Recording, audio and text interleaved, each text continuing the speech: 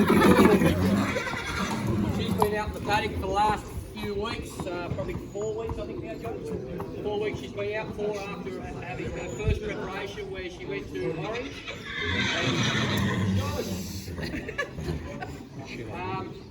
She won her first start, bolting against the older horses.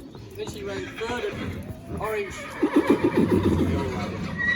She's like a superstar amongst the horses, they all want to say hello to her. She's just a little filly, just kept improving and improving. She won her first start, she ran third at the next start, rolled back into the worst part of the track. As it turned out, first, the winner came out and won its next three in town. It's now third favourite for the size produce in Queensland after beating us at Orange. So it goes to show you can go anywhere running good horses. I think the second horse from Greg Hickman's stable pulled up Shinsaw. He thinks it's a superstar. So here we are going out to Orange. We're favourite. Think we're just going to win, and we get beaten by two horses that look like they've got big aspirations. So she then went to Bathurst. Just couldn't quite carry the weight to win, beat the nose, and she went to the paddock. She's been out so quickly. It only feels like yesterday she went to the paddock. And she's almost due back in. So she's been in the paddock. She's in a bit of paddock condition still, as you can see. She's just a bit dusty and dirty, but she's done well. And she's a racehorse. That's what you've bought here. You've got a cheap little racehorse that's going to win in town. I'm sure she'll win in town. A bit stronger next time through. And that with the knowledge that she's gained out of the first preparation, you'd have to think that when she comes back now, that she will be a lot stronger for it. And be able to aim up at some stronger races based on the form that we've seen come out of the races so far. And Angela was a strapper when she won. She did a great job, and hopefully she can strap her to win a few more.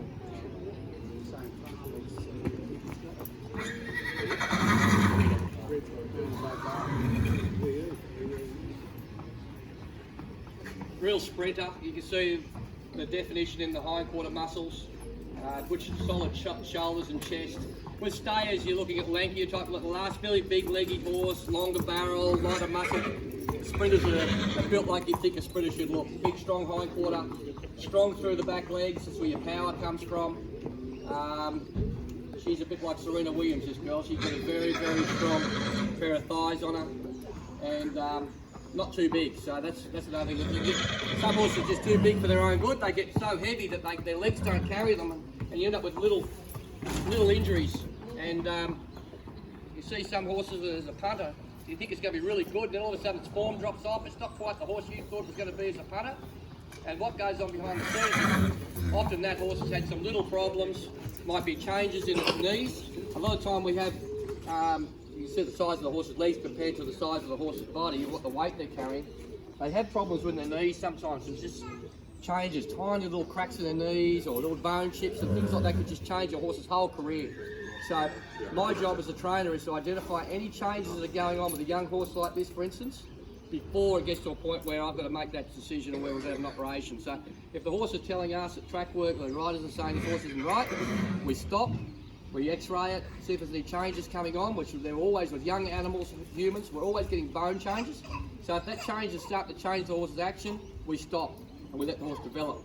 So touch wood, we've been very lucky that we haven't had too many horses have that sort of issue with operations to knees, tendon injuries, things like that, because we're surrounded by good people and they're able to give us the feedback that's needed to stop before these horses get to that point where they've got an injury. We don't have that horse.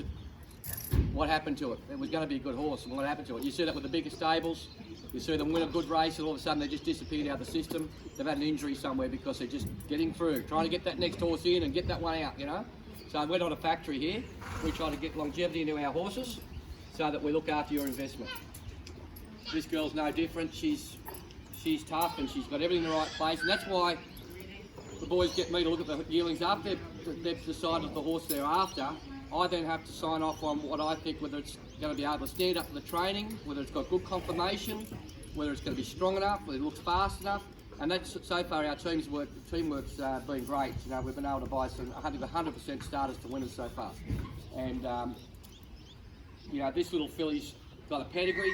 If she wins a decent race next time through, then her value's through the roof as well. So that's the thing about buying the fillies. At the moment, it's the time to buy fillies because they're paying so much for these horses when the residual value's there. So you're paying a lot of money for a broodmare. As you said, with Nikki's Gold, how much has she sold for? 280,000. 280,000. She was a $25,000 filly. So, you know, it's a job well done there. Hopefully we do the same with this girl. Okay, just one more lap and then we'll get a photo. But she was a little on the small side when we bought her, but we could see the structure was there. It was just a matter of time. And you can see now she's not a finished product, but she's certainly going in the right direction. Another thing is she's got cool, calm, collected nature about her.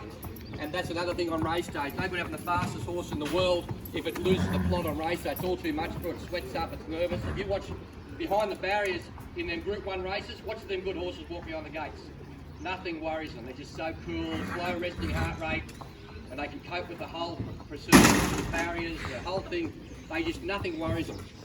So I've had some good horses in the past that you just do things at home, trials, track work, but they get race day, just mentally can't cope with it. And it's just not the same horse when the gate's open. So you're looking for a horse with another thing at the sales, a horse that's coping with the whole sale process. You see this girl, nothing worries her at all.